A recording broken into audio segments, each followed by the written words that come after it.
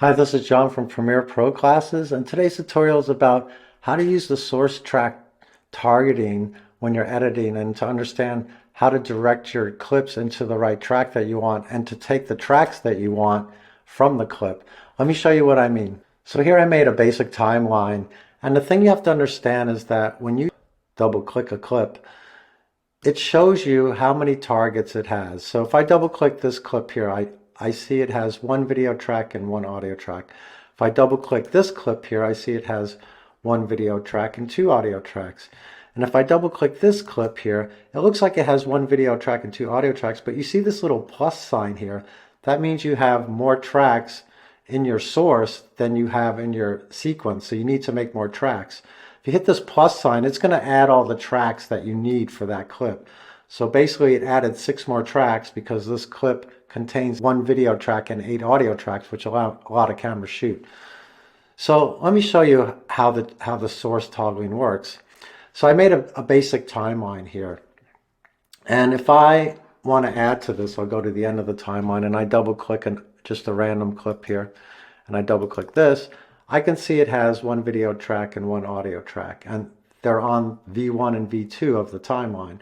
So if I hit the overwrite button or the insert button, that's going to go there. It's a very small clip, so you can barely see it, but it did go there. So for instance now, let's say that I have another clip. Let's say this clip here. And I want to use this as B-roll on the top. So say I want to put it here. So I'm going to make an endpoint here, and maybe I want it to go out here. Okay. And I'm just going to move this source patching over here up a track. And I'm going to take since I want the audio also, I'm going to lower it. I'm going to move that down to A2. So A1 goes to A2, V1 goes to V2. When I hit the overwrite button, it says it's not long enough, so I'm going to say change the clip speed. You can see that that's exactly where that goes. It went to V2 and this went to A2. So again, if I want to double click another clip, and I can see it has one audio track and one video track, and I want that to go on top of this for whatever reason, if I drag my target up here and I drag this down here, now my video is going to go on V3 and my audio is going to go on A3. So when I hit the overwrite button, that's exactly where that goes. So let's say again, I want to double click something and I have one audio track and one video track, and I only want the audio to go in. So I'm going to turn off the video patch there, and I'm going to move this up to A2, and I'm going to put my playhead here, and I'm going to hit the overwrite. So now that audio goes in to A2 without the video. So if we go back to that big clip where we have so many tracks, so here we have the clip with 8 tracks of audio, maybe I only need tracks 4 and 6. So I'm going to turn off 1, 2, and 3. I'm going to keep 4, turn off 5, 7, and 8 go off. And I want these tracks together.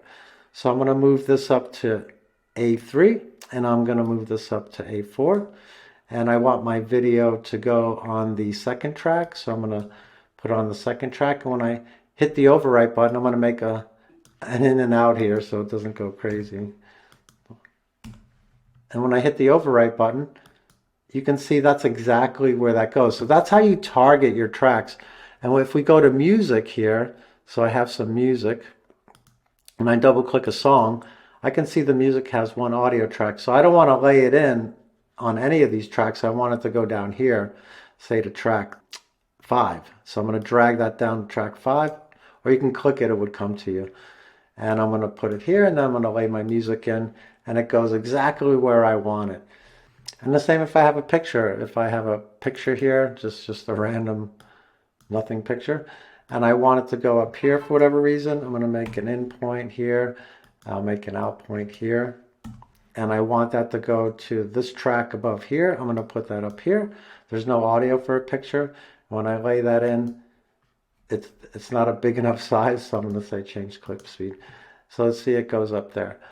So basically, this is how you target your tracks when you're editing so that you're not overwriting stuff that you want, and you can either take out audio or video from the source and lay whatever you want into your sequence. Anyway, I hope that helps you understand how to use the source patch for insert and overwriting. And I hope you like this tutorial. Subscribe or like, and thank you.